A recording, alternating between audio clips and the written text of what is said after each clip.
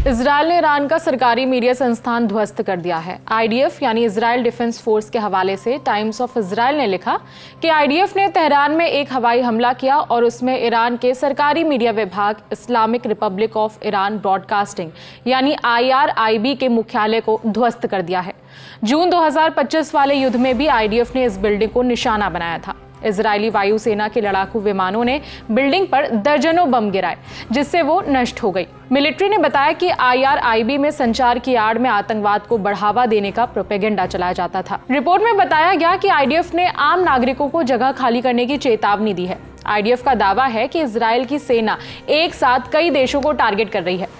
एक x post में बताया गया कि लेबनान से इजरायल की ओर रॉकेट दागे गए थे। इन हमलों के जवाब में आईडीएफ ने बेरूत में हिजबुल्लाह के आतंकवादियों और ईरानी आतंकी शासन के दर्जनों कमांड केंद्रों पर सटीक हमला किया है।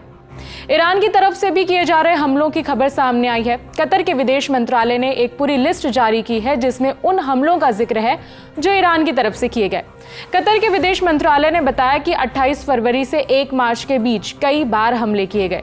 ईरान ने कतर पर 92 बैलिस्टिक मिसाइल और 17 ड्रोन दागे। हालांकि अपने लक्ष्य तक पहुंचने से पहले ही 81 मिसाइलों और 11 ड्रोन्स को रोक दिया गया था।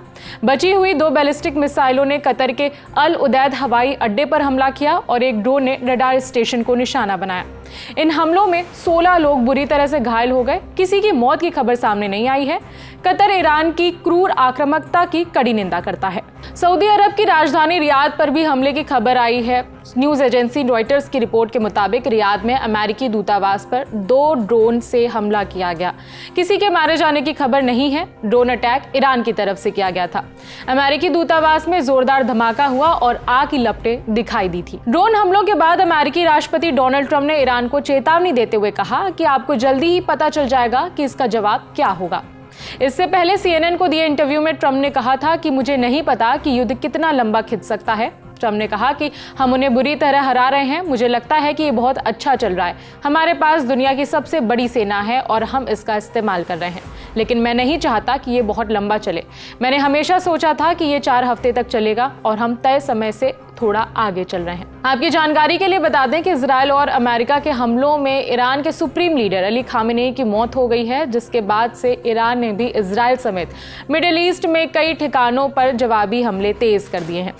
मीडिया रिपोर्ट्स के मुताबिक जिस हमले में खामेनेई की मौत हुई थी, उसी हमले में उनकी पत्नी मंसूरे खोजस्ते बुरी तरह से घायल हो गई थी। उनका इलाज चल रहा था, लेकिन इलाज के बीच में ही उनकी मौत हो गई।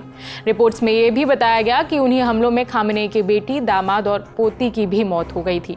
इसी का बदला लेने के लिए अब ईरान अरब देशों इजरायल और यूएस पर हमले कर रहा है। अपडेट हम आप तक पहुंचा रहे हैं। इस खबर में इतना ही।